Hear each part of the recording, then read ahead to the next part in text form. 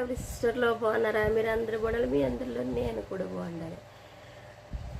అమ్మా నాన్న బాగున్నారా? టిఫిన్ పెట్టారా లేదా? మీరు తిన్నారా?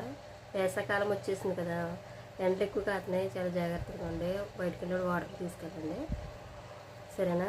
చిన్నపిల్లలు జాగ్రత్తగా చూసుకోండి, ముఖ్యంగా ఆడపిల్లలు బాగా చూసుకోండి. కన్న తండ్రే పాడు చేస్తాడంట రాజమండ్రిలో. ఏంటో అసలు మనుషుల మధ్యన ఉన్నామో మృగాల మధ్యన ఉన్నామో మనకే అర్థమవుతుంది. బీ కేర్ఫుల్గా ఉండండి ఆడపిల్లలు. అలాగే పాస్టర్ ప్రవీణ్ గారి గురించి మాట్లాడాలనుకుంటున్నాను. ఎందుకంటే తను ఒక సేవకుడు.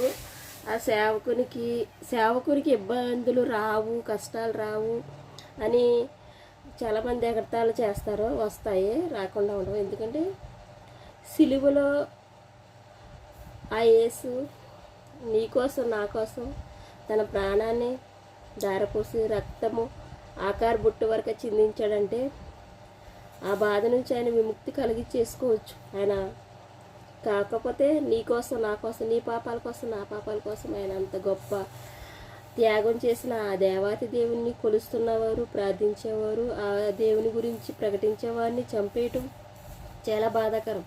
ఎందుకంటే ఒకవేళ అది యాక్సిడెంట్ అయితే పర్లేదు, చంపారనుకో దానికి ప్రతిఫలం మీరు అనుభవించవలసిందే. అర్థమైందా?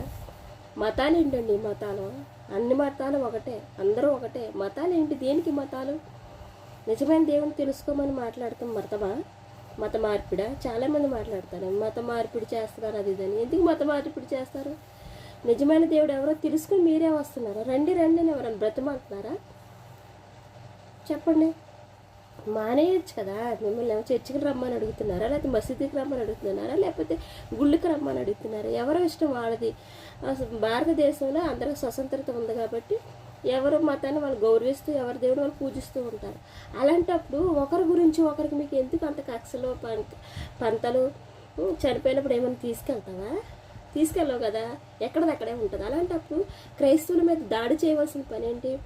దేవుడు నిజమైన దేవుడు, మేము నమ్మే దేవుడు నిజమైన దేవుడు. కంపల్సరీగా వాళ్ళ బిడ్డలకి ఏదైనా హాని కలిగిందంటే లేట్ అవ్వచ్చు, పక్కా జరుగుతుంది. అది నేను చెప్తున్నాను. ఎందుకంటే నిజమైన దేవుడితో ఆటలాడుకోవటం అంత సులువు కాదు. చాలా కేర్ఫుల్గా ఉండాలి. క్రైస్తవులు అంటే ఆషామాషిగా కనపడుతున్నారా? వాళ్ళు మీకులాంటి మనుషులే కదా. చంపేయటము, హింసించటము. మీకు ఇష్టం ఉంటే మాట్లాడండి, ఇష్టం ఉంటే చేసుకోండి, లేకపోతే మానేయండి. చాలామంది సోషల్ మీడియాలో కూడా చాలా రకాలుగా